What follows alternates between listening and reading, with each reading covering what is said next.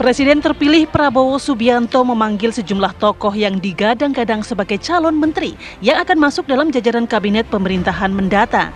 Pertemuan Prabowo dengan kandidat menteri berlangsung di kediamannya di Jalan Kertanegara 4, Jakarta Selatan sejak Senin sore. Mereka diantaranya sejumlah kader Partai Gerindra, Prasetyo Hadi, Sugiono, dan Fadlizon.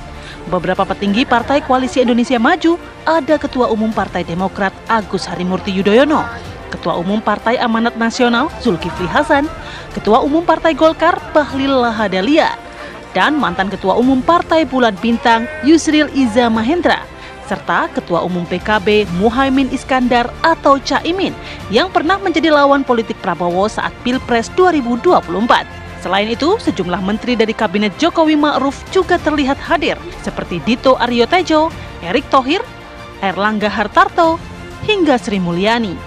Bahkan sosok baru seperti Veronica Tan, mantan istri Basuki Cahayapurnama alias Ahok, turut menyambangi kediaman Prabowo di Jalan Kertanegara 4, Jakarta. Ketua Harian Partai Gerindra, Sufmi Dasko Ahmad menyebutkan, ada sekitar 44 hingga 46 kementerian dalam kabinet pemerintahan Presiden terpilih Prabowo Subianto dan Wakil Presiden terpilih Gibran Rakabuming Raka. Tim TV One mengabarkan.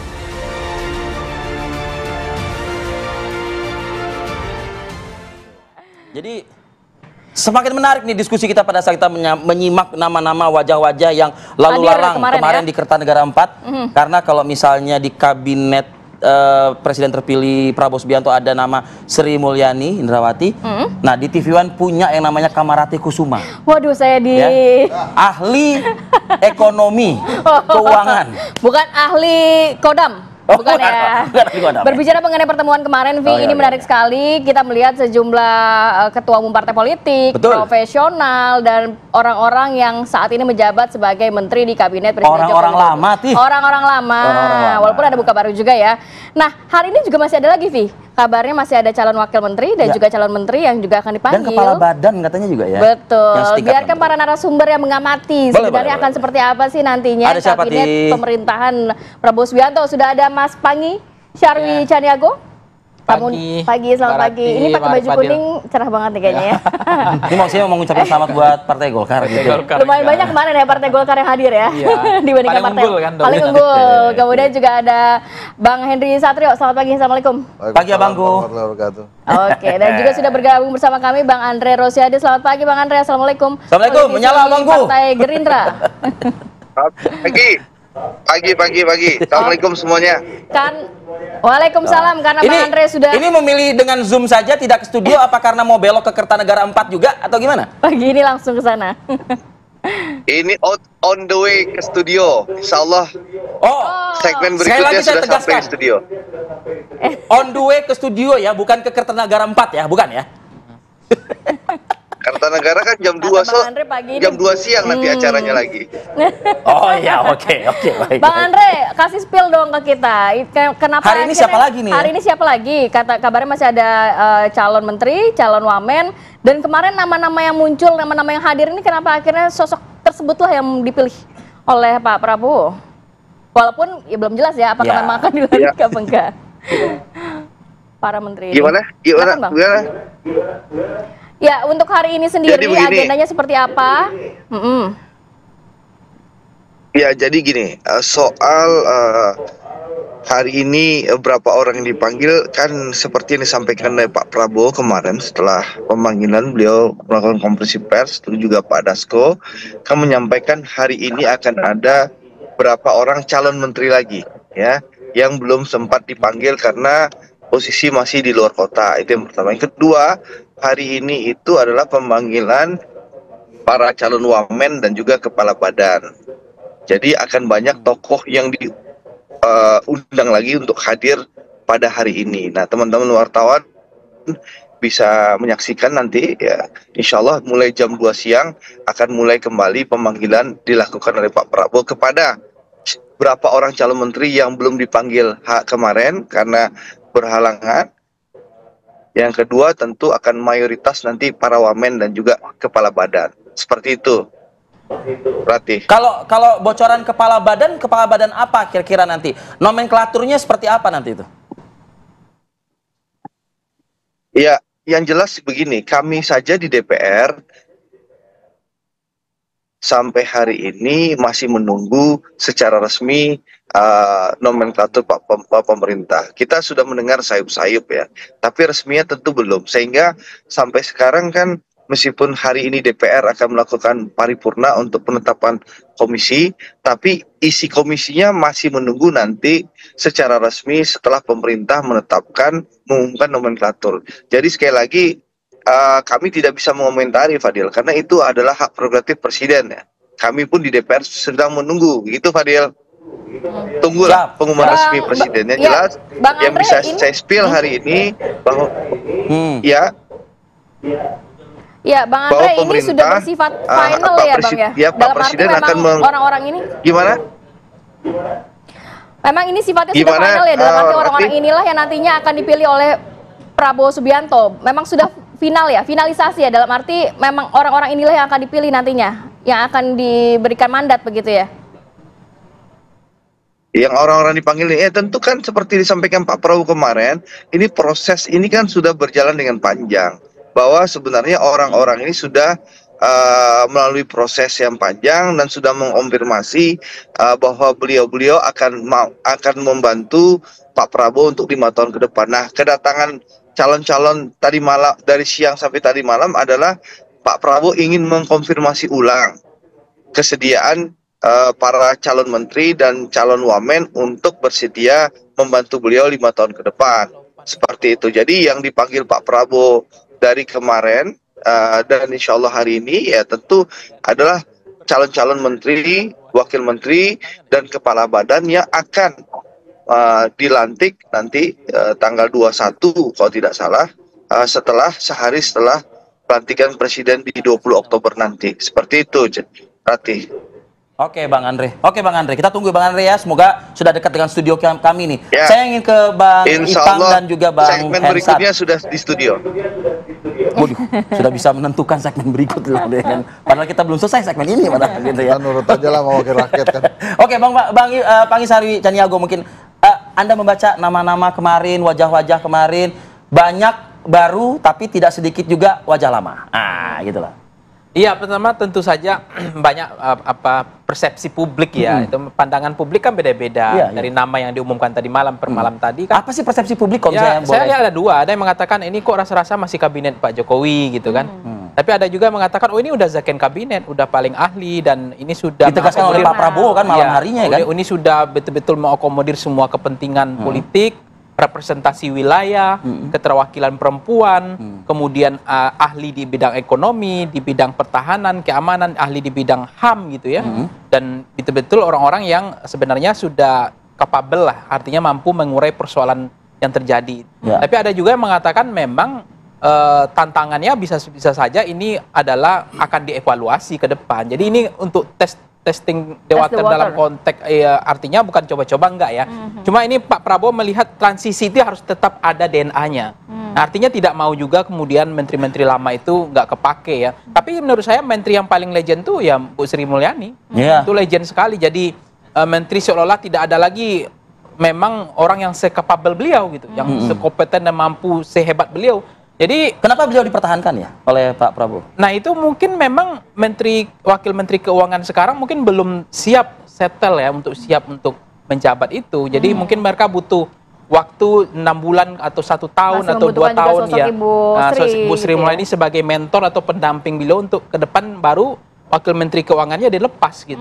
Baru bisa tegak sendiri kan. Jadi Anda mau mengatakan ini tandem dulu gitu maksudnya? Artinya ya bisa saja kan harus belajar dulu kalau memang wakil menteri kemarin dari Gerindra tetap dipakai untuk jadi wakil menteri sekarang masih tandem sama Bu Sri Mulyani.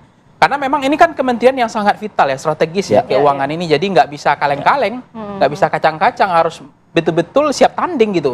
Dan harus berkelas kan itu. Jadi nampak-nampaknya memang ada yang mengatakan bahwa ya ini betul seperti judul-judul selama ini wajah kabinetnya wajah lama. Wajah lama. Tapi kalau melihat kemarin juga banyak ketua umum partai politik, ini menggambarkan apa? Apakah juga cukup mengakomodir, bahkan ada Caimin juga dari PKB?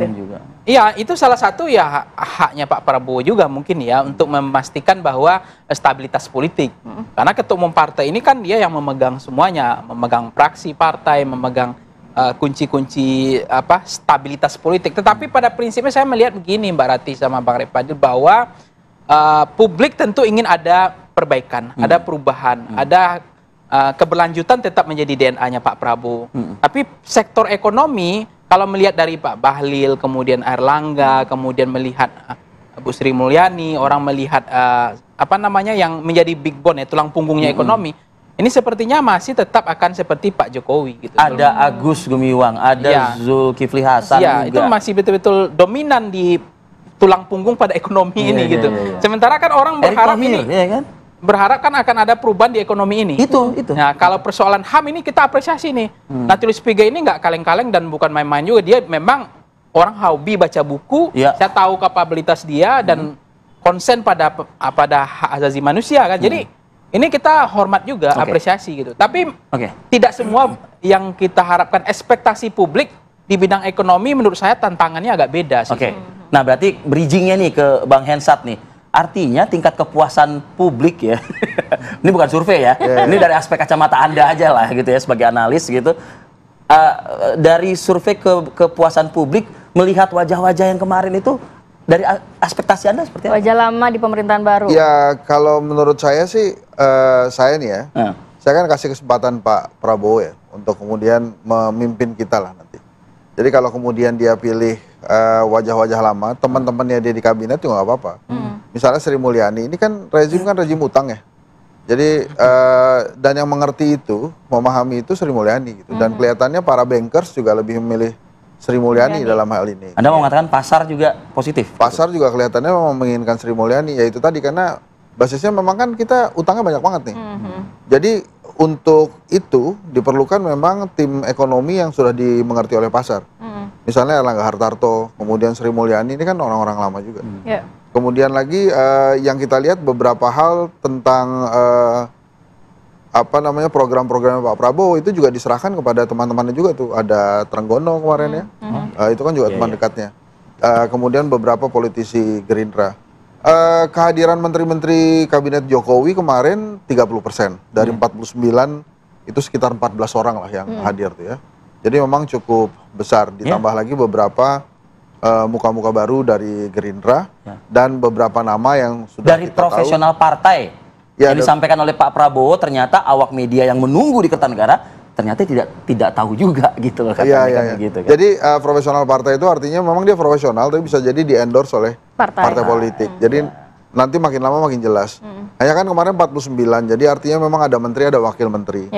Kejutan yang paling luar biasa kemarin sih Veronica Tan ya. Kenapa? Menjadi kejutan untuk Anda? Lah iyalah, kan kita langsung nebak-nebak nih di-endorse oleh partai mana, kemudian akan ditempatkan di mana, dan apa kaitannya dengan PDI Perjuangan yang belum dipanggil juga kan, jadi kemana-mana juga. Kalau Veronica Tan kemarin muncul itu bisa macam-macam tuh ekspektasi publik dan persepsi publik, tapi kalau dengan menteri-menteri yang sudah ada, menurut saya sih memang as it is gitu. Misalnya Erick Thohir, dia mau, Pak Prabowo kan mau punya holding BUMN yang seperti Temasek. Erick Thohir dari ratusan BUMN, sekarang sudah tinggal 41 BUMN. Ada yang dibubarin, ada yang dilebur gitu. Dalam ilmu ekonomi lah minimal ya. Itu kalau nggak salah kalau mau jadi holding tuh sekitar 30-an lah. Jadi tinggal 11 kementerian lagi. Jadi kalau kemudian Pak Prabowo mau membuat holding itu, ya nunggu jadi 30 menteri kemudian dibuat holdingnya. Holding dulu ya. Nah kemudian yang menarik juga apakah badan penerimaan negara itu jadi BPN ya. Kalau ada Sri Mulyani ini saya agak meragukan karena Bu Sri Mulyani mazhabnya bukan ke situ tuh. Dia memang pengennya Kementerian Keuangan semua, tapi apakah kemudian akan tidak dipecah-pecah gitu maksudnya? Ya nggak dipecah-pecah, tapi apakah kemudian akan seperti BUMN ya. Ini karena BUMN sih saya yakin kalau begitu udah 30, kementeriannya itu jadi berubah jadi holding BUMN, jadi perusahaan, jadi badan BUMN gitu ya. Dan itu memang Erick Thohir orangnya, yang memang ya dia punya keberanian untuk itu. Dan kemudian lagi yang pantas juga kita soroti adalah beberapa kementerian yang dipimpin oleh Gerindra.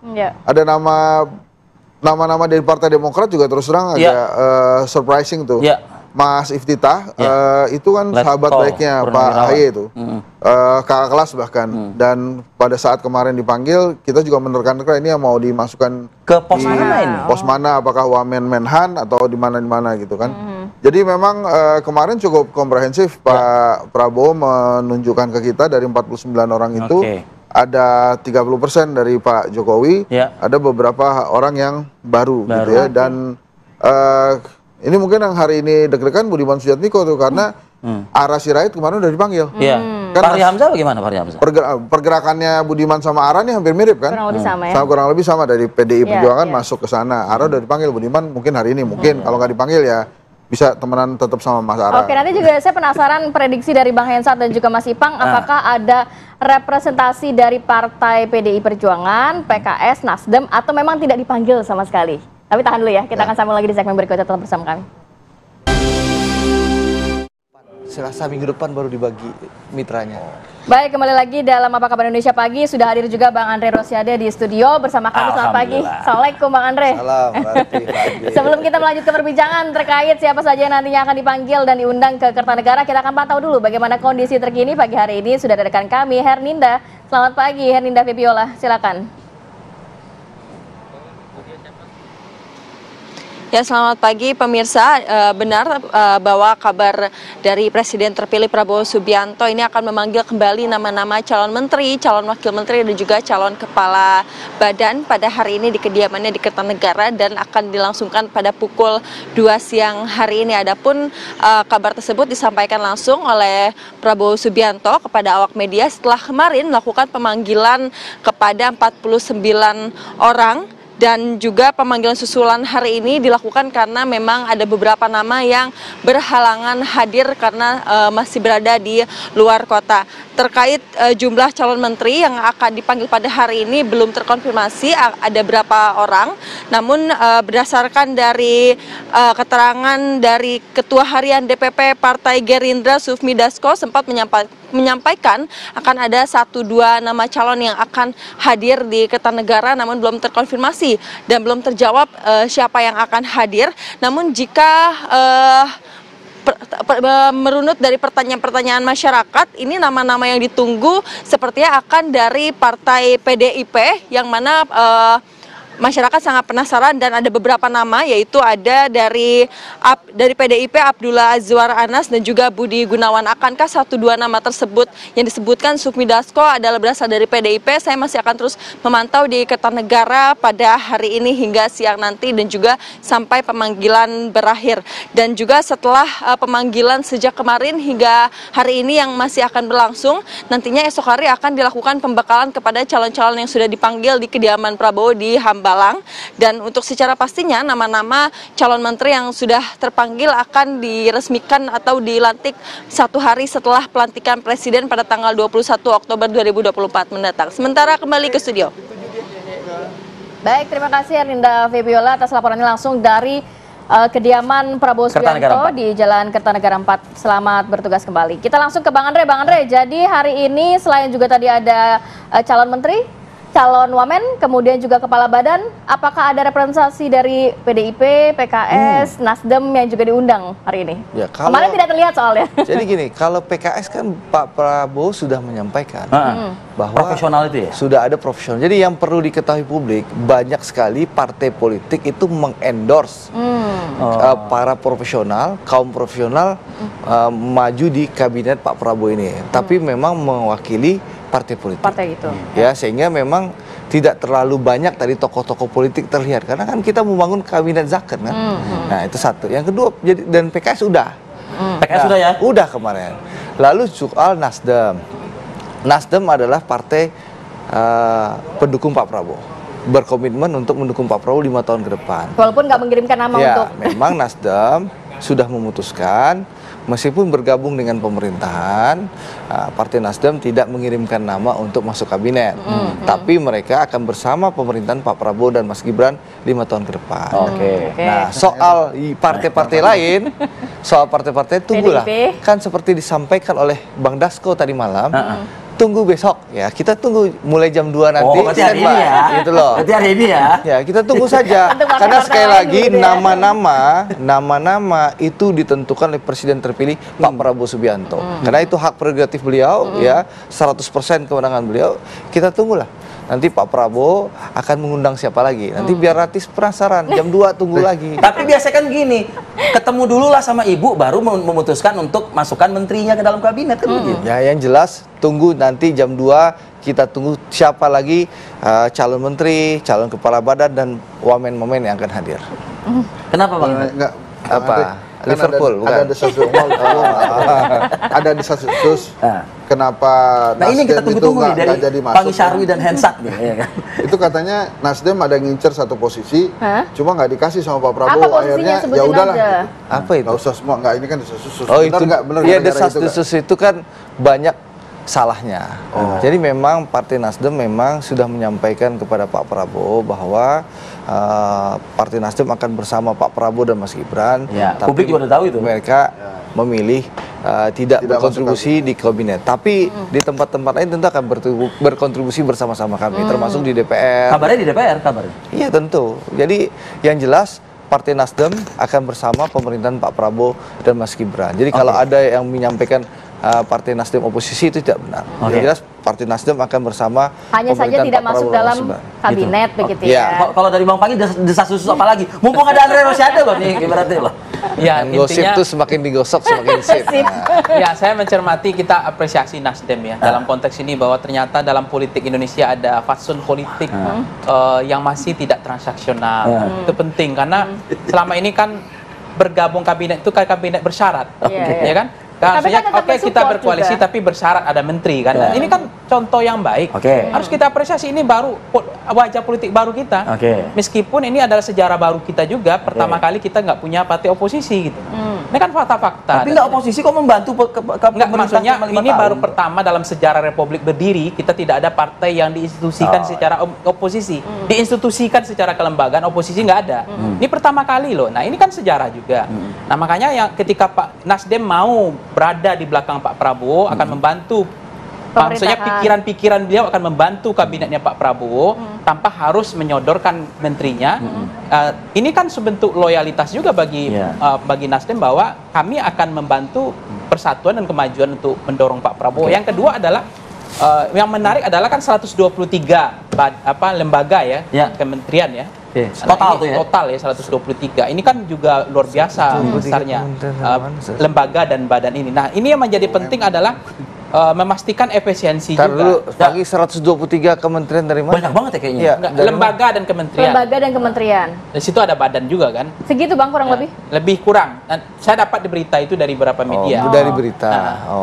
Nanti bisa dicek lagi. Jadi ini betul-betul kurang efisien begitu. Ya, itu efisien tergantung direct man and direct place-nya. Soal apa namanya tadi, kalau memang second kabinet pasti harusnya efisiensi. Ini karena terlalu, tapi kan bagaimanapun banyaknya kementerian ini kan juga untuk mengakomodir tadi kan kepentingan politik tadi. Tapi ada juga mengatakan ini masih oke, nggak ada masalah. Nah, saya satu lagi yang menarik sebenarnya adalah kementerian-kementerian yang dilebur ya, yang maksudnya dipisah-pisah. Seperti ada penelitian perumahan yang dipisah dari PUPR. Nah, ini mudah-mudahan lebih efektif, efisien juga gitu. Ada tadi kementerian keuangan dengan pajak, dengan kementerian penerimaan ya, pendapatan. Ada Kementerian Hukum itu katanya juga hukum ya, juga, ya dipisah juga. Ada HAM kan, Kementerian HAM dan hukumnya dipisah. Ini kan sebetulnya tradisi politik yang bagus juga. Ini Anda bertanya ke Andre kan maksudnya kan? Ya, kena dipisah ini mungkin ini kan kebutuhannya supaya konsentrasi kan. Selama ini kan perumahan itu seolah PUPR itu kan orang paham ya tentang jalan jembatan. Kan ini mau fokus perumahan kan gitu. Nah itu kan mungkin penterjemahan dari visi misinya Presiden selama ini bahwa ada perumahan itu wajib untuk, termasuk ada kementerian, saya belum melihat ada kementerian misalnya tadi kan ada soal fokus Pak Prabowo kan adalah makan siang gratis ya, itu kan akan diseriuskan di mana, itu kan juga artinya kan kementerian ini kan membantu Presiden untuk menjawab janji politiknya, kampanye politiknya, itu saja yang penting.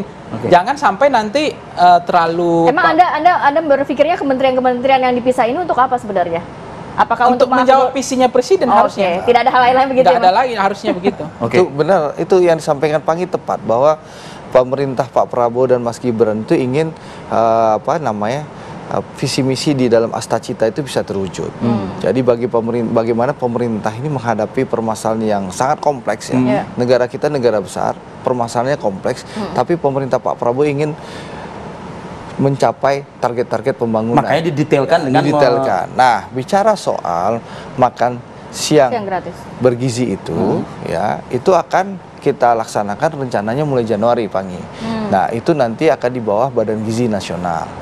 Ya, bagaimana target-target misal di Kampung Pangi nih sama dengan saya Sumatera Barat. Itu target kita Januari dari 19 kota kabupaten di Sumatera Barat itu kita akan mulai di 18 daerah titik dulu atau di 19 titik maksimal. Itu untuk awalan. Sehingga nanti di bulan April itu di Kampung Pangi kali 2, 39 kali 2 jadi sekitar 38 titik ya, unit pelayanan. Jadi Pak Prabowo tidak ingin omon-omon, makanya kita ingin yang bergerak ditanyakan cepat. tadi kan tidak terlihat dalam pembagian struktur kabinet ini. Nanti sekarang ini kan baru kelihatannya orang ya Fadil. Nanti setelah Pak Prabowo mengumumkan rencananya 20 malam, itu kan terlihat misalnya Marwarar Sirait, Menteri A, gitu loh. Pos-posnya gitu. terlihat Posnya begitu apa? ya. Prasetyo Hadi, Menteri apa? Gitu. Ya, saya sebut Gerindra, Sugiono Menteri apa, gitu loh, ya, atau Zulkifli Hasan Menteri apa, Pak Erlangga Hartarto Menteri apa, Bu Sri Mulyani Menteri apa, itu kan barulah nanti kelihatan. Nanti di tanggal 20 malam seperti yang kita dengar di berbagai media pengumumannya tanggal 20 ya, itu ketahuan. Siapa, dan disitulah mulai nanti ketahuan bahwa siapa yang bertanggung jawab untuk apa, gitu lah. Yang jelas Pak Prabowo ingin ini kan pemerintahan berkelanjutan. Jadi transisi itu akan berjalan cepat dan langsung rencana 20 malam itu diumumkan, 21 dilantik, 22 juga ada proses pelantikan, 23 itu sudah rapat kabinet pertama. Ini gerak cepat untuk memenuhi janji-janji kampanye. 123 kementerian lembaga ya tadi disampaikan oleh saya Mas rasa Ipang. itu bukan angka yang tepat ya. Ya, nanti tunggu saja. Jadi tidak sebanyak itu. Pangi yang jelas tadi saya jadi menurut saya nanti tunggu saja karena yang berhak mengumumkan seluruh nomenklatur itu adalah presiden terpilih. Nah, kita tunggu saja karena ini kewenangan presiden. Kami pun di DPR saat ini masih menunggu nomenklatur yang akan ditetapkan oleh pemerintah sehingga kami segera bisa membagi di komisi-komisi dan kita bekerja. Jadi meskipun mungkin seluruh partai politik bisa saja bisa saja bergabung dalam pemerintah Pak Prabowo, tapi DPR tentu akan melaksanakan fungsi pengawasannya. Jadi ketakutan Pangi ya tidak usah takut berlebihan karena kami di DPR tentu akan melaksanakan fungsi pengawasan kami. Oke, Bang Andre. Kita lanjutkan ya diskusi kita karena ada yang menarik juga nih. Tadi Henry Satrio mengatakan berapa orang kabinet yang saat ini di 14 orang ini begitu ya. Nah, ini artinya nih sepertinya pertemuan-pertemuan di Pelataran dan di Solo kayaknya approve ya berarti ya. Mungkin nanti bisa dijawab lah oleh Anda bertiga ya. Usai jeda berikut kami akan kembali. Oke, kembali lagi di Apa Kabar Indonesia Pagi. Nah, ini bagaimana yang menjawab ini? Saya sebelum ke Bang Andre mungkin ke Bang Hensat dulu deh. Publik justru malah bertanya-tanya kayak, wah, kayaknya efektif tuh pertemuan di Pelataran sama di Solo nih gitu. Ya, nggak apa-apa juga. Emang kan kita juga udah lihat Pak Jokowi hari ini masih menjabat, Pak Prabowo menhannya. Kalau kemudian diperbincangkan tentang bagaimana next kabinet dan kemudian beberapa nama di-approve oleh Pak Prabowo, itu bukan hal yang mengagetkan. Kan bisa saja nama-nama dari kabinet Pak Jokowi itu adalah orang-orang yang mewakili Mas Gibran, kan bisa.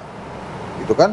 Kan kemarin waktu di Solo terakhir ada Mas Gibran kan? Oh iya betul. Jadi mungkin Mas Gibran suaranya jadi mengecil gitu juga menjorongkan nama. Jadi 70% dari Pak Prabowo, 30%-nya Mas Gibran, oke lah. Gitu kan kalau komposisinya seperti diakomodir lah intinya gitu. Diakomodir dan semangat keberlanjutannya Pak Prabowo ini kan terlihat kemarin dari komposisi kabinet. Ada yang baru-baru tapi juga banyak yang wajah lama tapi baru. Kan kayak misalnya Caimin itu kan wajah lama, tapi baru di kabinet ini kan kemarin dia nggak di kabinet.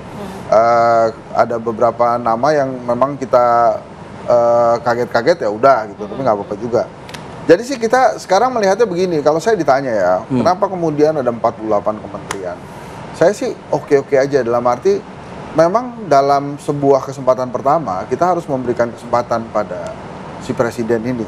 Apakah kemudian nanti akan membebani anggaran, apakah kemudian akan efektif atau efisien, ya itu kita serahkan kepada si presiden ini. Jadi saya tidak ingin membuat atau membuka semangat bahwa belum apa-apa kita nggak percaya sama presidennya. Nanti dia nggak jalan-jalan, jadi biarin aja dulu. Toh masih ada ruang selama 5 tahun untuk memperbaiki. Kan reshuffle juga oke-oke aja. Ya, itu prerogatif ya. Prerogatif juga. Kalau Bang Hensat melihatnya ini memang seperti yang digadang-gadang zakkan kabinet atau justru masih adalah rasa-rasa approval dari Pak Jokowi, rasa-rasa ini juga bagi-bagi jatah menteri dan lain sebagainya. Nggak, kalau itu nggak masalah mau Pak Jokowi approve atau enggak, ataukah kemudian ada pemaksaan atau tidak, itu udah nggak lagi masalah. Karena kan yang memimpin nanti adalah Pak Prabowo. Pak Prabowo saya yakin sadar bahwa reward and punishment-nya itu ada di dia. Kalau dia berhasil, rakyat akan memberikan reward, punishment-nya juga akan dilaksanakan kalau dia nggak berhasil. Jadi udah nggak ada kaitannya sama Pak Jokowi. Rakyat sudah memahami bahwa Pak Jokowi sudah di Solo, katanya mau tidur itu kan. Ya sudah, sekarang eranya Pak Prabowo. Jadi siapapun orang yang dipilih, itu tanggung jawabnya ada di Pak Prabowo sekarang. Bahkan tidak untuk Gibran, karena kan Gibran wakil kan. Jadi semua yang dipanggil itu ya itu pilihan Pak Prabowo. Dan menurut saya kali ini sudah kewajiban kita untuk memberikan kesempatan dulu kepada presiden terpilih ini untuk menjalankan kabinetnya. Nanti kalau sekitar 3 bulan kan 100 hari biasanya ya. Wah, ini 100 hari nggak ada apa-apa nih. Terus kita tambah lagi misalnya 6 bulan, setahun, kan lama-lama dia juga akan mengevaluasi. Kayak misalnya BUMN tadi kita bahas ya. Kan pengennya jadi holding. Erik dari 100-an lebih sudah bisa menurunkan angka BUMN itu jadi 41-an. Nah ini kan targetnya 30 kalau mau jadi holding. Nanti mungkin akan berubah jadi badan. Nah itu kan pasti akan ada penyesuaian lagi. Terus apakah kemudian Ibu Sri Mulyani kemarin ada sebagai Menteri Keuangan, kalau saya tidak salah, mazhabnya dia bukan ada badan penerimaan negara tuh. Tapi bisa saja dalam perjalanannya kemudian ada Sri Mulyani, ada badan penerimaan negara. Ada penyesuaian kan nanti. Akan ada penyesuaian. Tapi maksud saya sekarang ini ya sudah, saya sih biarin aja dulu lah. Pak Prabowo mau manggil siapa aja boleh gitu. Termasuk kan kemarin kan tadi tuh ya Veronika Tan. Kenapa Veronika Tan? Ya udah biarin aja gitu. Kenapa Agus Andrianto kan begitu? Kenapa Agus Andrianto sebagai Wakapolri sebelumnya Kabareskrim katanya akan menjabat sebagai menteri yang tadi itu disampaikan oleh Bang Andre ya. Publik nggak mendengar loh tadi. Ya, nanti kan, biar dia aja gitu kan. Nah itu kan ya udah nggak apa-apa juga. Ya beberapa nama misalnya, nah ini kemarin itu kan Golkar dapat banyak tuh. Maksudnya kita tanya juga. Pangisari pakai kuning nih. Makanya kita tanya juga ke Gerindra tuh kira-kira itu Golkar dapat banyak itu nggak apa-apa ya. Tapi kan hari ini katanya akan ada lagi. Nah sebetulnya ada beberapa hal ya yang masih ditunggu itu. Misalnya Jaksa Agung, kemudian Kepala BIN, kira-kira Kapolri ganti atau tidak, Panglima TNI ganti atau tidak. Ya mungkin kalau Panglima, secara usia kan masih kan ya? Ya kalau Panglima, Kapolri sama BIN mungkin ini ada prosesnya sendiri. Tapi Jaksa Agung biasanya kan diumumkan nih. Nah hari ini tuh akan ada berapa? Mungkin ditahan-tahan atau belum diumumkan ini nunggu antar ketua umum bertemu dulu gitu, bisa jadi. Ya bisa jadi begitu. Tapi gini ya, Bu Mega sama Pak Prabowo itu kan temenan lama ya. Kan kalau WhatsAppan juga nggak perlu lapor ke publik ya, gitu kan. Hari ini saya sudah mau WhatsApp Ibu Mega, gitu. Bu Mega juga balasin. Komunikasi saya yakin sudah terjadi, hanya walaupun belum ada pertemuan, tapi komunikasi mungkin betul. Tapi kan memang biasanya tokoh-tokoh itu kalau ketemu, kalau sudah oke, sudah deal, baru pengen dilihat oleh publik. Gitu. Mungkin menunya yang belum ketemu ya, kayaknya ya, menunya ya. Gitu ya. Ini kita konfirmasikan. Oke. Tapi sebelum Bang Andre jawab deh. Nah, katanya sudah ditentukan ya tempatnya mau di Batu Tulis, itu bener Pak?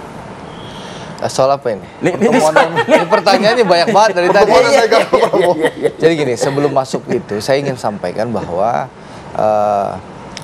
Pak Prabowo itu kan memilih menteri-menteri yang ada di kabinet Pak Jokowi yang lalu karena merasakan bahwa beliau-beliau itu adalah punya kinerja baik. Karena Pak Prabowo kan juga menteri di kabinet Pak Jokowi.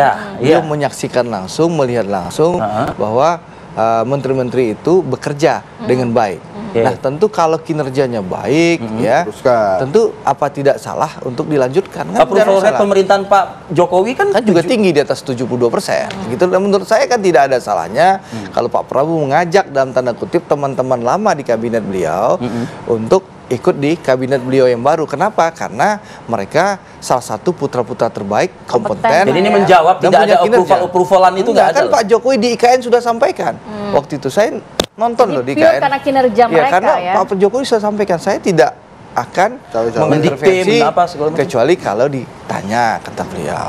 Nah, yang jelas sekarang itulah menyebabkan Pak Prabowo memilih kawan-kawan lama beliau karena memang punya kinerja yang baik. Jadi gini, kalau soal berkelanjutan, Pak Prabowo memang harus diakui merupakan keberlanjutan Pak Jokowi.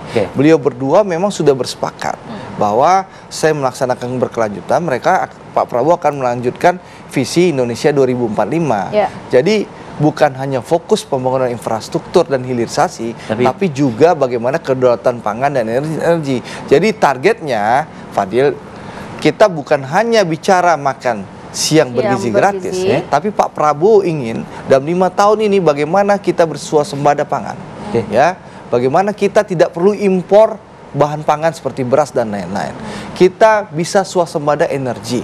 Makanya Pak Prabowo selain menggerakkan nanti Menteri SDM-nya untuk mencari sumur-sumur baru, tapi juga bagaimana ya bioenergi ini juga menjadi prioritas 5 tahun pemerintahan Pak Prabowo. Jadi kita tidak ingin omon-omon, ya, tapi bagaimana kita eksekusi. Nah, memang dengan permasalahan yang kompleks ini butuh tim yang besar.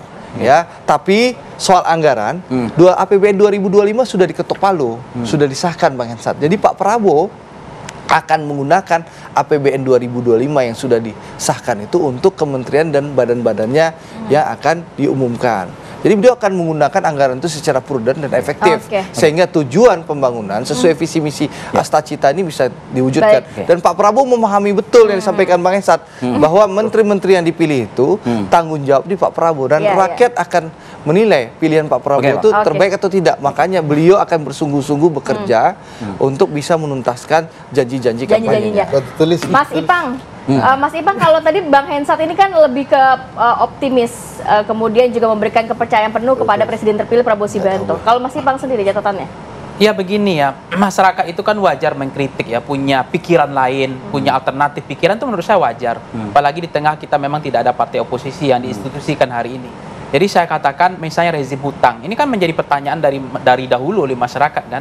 Ini bagaimana dengan terpilihnya kemarin Menteri Sri meskipun memang tidak ada lagi menteri yang selegend beliau gitu. Memang ini soal memang beliau lah yang bisa menyelamatkan Indonesia, keuangan Indonesia gitu. Nah itu kan menjadi kritik. Tapi ada pada saat yang sama ada angin segar, ada kabar gembira juga. Misalnya ada Menteri Agama. Ini kan sangat toleran beliau ini kan. Jadi ini kan merepresentasikan bahwa Pak Prabowo sangat toleran. Bagaimana siapa? Ya Nasaruddin Umar kan ini nampaknya begitu kan dia sedang nampaknya dia sudah mengatakan ini sesuai dengan saya akan menjadi menteri sesuai dengan yang saya tekuni hari-hari, yang saya jalani aktivitas sehari-hari sebagai dosen, kemudian saya sering kunjungan ke luar negeri dan ya di Istiqlal kan. Jadi ada kemungkinan beliau setidaknya tidak ada kontroversi lagi lah di Kementerian Agama gitu misalnya maksudnya. Iya, paling tidak seperti itu. Nah, kemudian yang itu tidak yang terakhir adalah memang dalam kita kan bukan parlementer ya, bahwa menteri bertanggung jawab kepada DPR, tapi menteri itu bertanggung jawab kepada presiden. Itu zakat bukan presidensial purifikasi penguatan dalam sistem presidensial. Artinya apa? Menteri tidak boleh menjadi beban presiden. Menteri harus membantu kerja presiden untuk mewujudkan visinya. Itu pasti. Loyalitas ganda nggak boleh. Meskipun nanti endorse-nya Pak Jokowi masuk di situ, loyalitasnya adalah tunggal ke Pak Prabowo. Itu udah pasti. Rakyat. Ya, meskipun ada tadi katanya ini seperti ini Pak mazhab publik ya. Ini kok rasa-rasa udah wajah kabinet lama terlalu dominan. Dan Pak Prabowo pernah ngomong juga di sebuah tadi Bang Andri mengatakan approval rate-nya aja udah tinggi. Ya, itu tidak ada masalah. Bang Ansat juga mengatakan nggak masalah kan. Tapi Pak Prabowo kan juga mengatakan ini rasa-rasanya kok wajah lama semua yang hadir nih. Waktu beliau pidato kan, ternyata memang terkonfirmasi bahwa memang menterinya Pak Prabowo banyak dari wajah lama Pak Jokowi gitu. Nah, cuma persoalannya adalah persoalan pengangguran hari ini. Hilangan lapangan pekerjaan, orang banyak yang stres, frustasi, hutang, pinjol. Ini yang harus dijawab. Ini yang harus dijawab oleh menteri. Jangan sampai menteri nggak berguna bagi rakyat gitu loh. Itu saja bagi saya. Kita nggak usah perdebatan terlalu panjang. Tapi bagaimana hari ini persoalan perumahan ini penting sekali sama Pak Prabowo, perhatian beliau kan. Persoalan hari ini bagaimana industri lokal gitu ya, yang belum tikar ini gimana gitu loh. Karena tidak siap tanding dengan barang-barang impor. Akhirnya industri lokal kecil kita sedih. Banyak yang garmen yang gulung tikar, ini yang harus diperhatikan. Jadi cukup banyak catatan dari Mas Ipang yang gitu harus diselesaikan oleh para menteri, calon menteri yang dipanggil kemarin, dipanggil hari ini. Gitu ya. Nah, kita memahami itu pernyataan Ipang. Nah, bicara oposisi, singkat ya, Bang. Ya, bicara oposisi, mungkin meskipun partai politik semua mendukung pemerintahan Pak Prabowo, tapi kita lihat bagaimana Ipang mengkritik pemerintah dengan mantap. Itu menunjukkan apa? Kebebasan berpendapat dijaga di zaman era Pak Prabowo nanti. Baik, terima kasih banyak Bang Andre, Mas Ipang, Bang Hensat sudah hadir pagi hari ini. Sehat selalu. Terima kasih Bang Andre. Ini mau lanjut lagi, nanti kita bahas Indonesia Cina, nggak mau lanjut lagi? Dia mau nonton kayak ini. Oke, usai jeda kita akan bergabung dengan Gelora Bung Karno ya, Senayan, Jakarta bersama dengan Faisal Yusuf Krep sesaat lagi.